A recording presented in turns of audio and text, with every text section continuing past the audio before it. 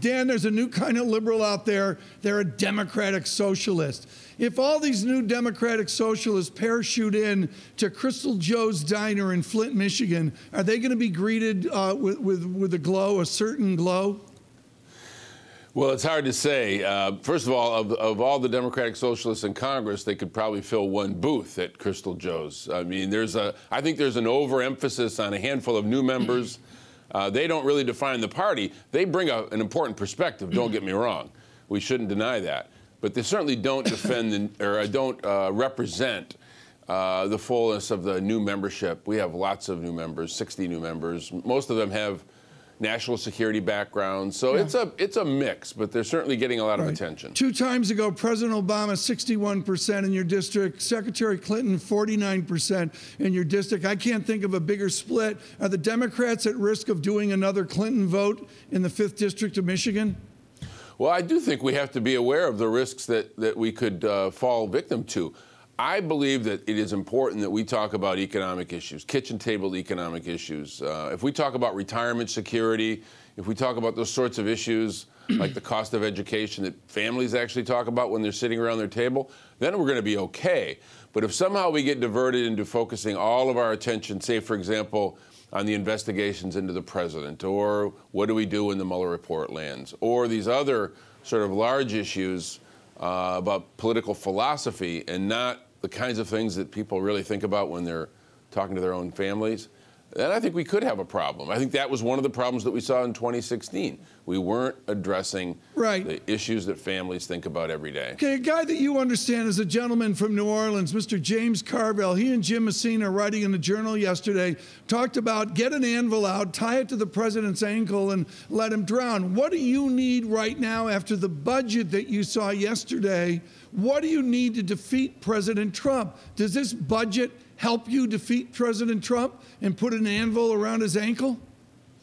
I think it would help us if we focused on the fundamental difference in terms of what we think the priorities ought to be. His budget, I don't think, is an accurate reflection of where the American people are. The kinds of cuts, just thinking about my own region, and you know a little bit about the Great Lakes region yourself, the president's deep cuts, almost the elimination of a program that has been so fundamental to the Great Lakes region, the Great Lakes Restoration Initiative, that is an issue for us back in Michigan.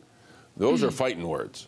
And so when we point out that the thing that we depend on the most, the health of the Great Lakes, is a very low priority for this president, that's just an example. But I think if we focus on the differences between the budget priorities that we present and the budget priorities as reflected in the president's proposed budget, that's a winning issue for us.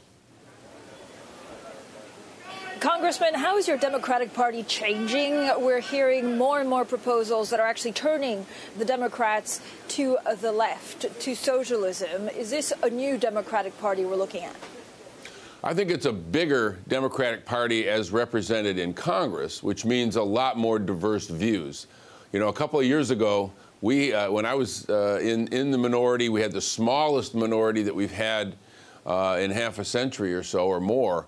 We did not have the kind of diversity of thought. We found the 189 safest districts in America that year. Now we've got 235 people from a broad range of districts. And we have to accept that that's going to mean real debate about the direction we go.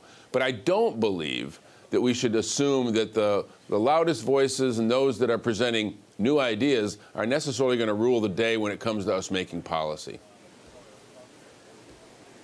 Right, but Congressman, how do you win the 2020 elections? Is it going more to the left or is it staying in the center? Well, I think sometimes these definitions fail a bit, because a lot of people would say a strong economic message that invests in education, that invests in infrastructure, is a left-leaning agenda because it's more government involvement in helping to grow our economy. I believe that we can take the sort of middle path, because I am a progressive, don't get me wrong. I have no hesitation in saying that.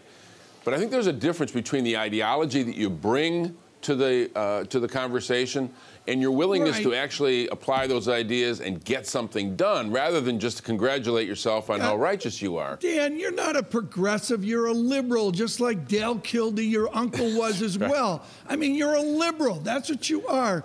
What are you going to do about the Great Lakes water? We have a viewer emails in from Toledo and says, are you going to lose the water level debate? Are you going to lose the algae thing? Are you going to lose the ability to clean up the carpet and all that?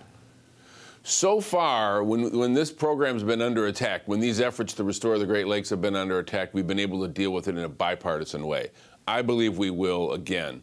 But the future is difficult. We're going to continue to lose congressional seats in the Great Lakes region. The population trends show us that. So this year, I think we'll be okay. It's the coming years that we do worry about because the willingness to invest in the Great Lakes is not a universally held view.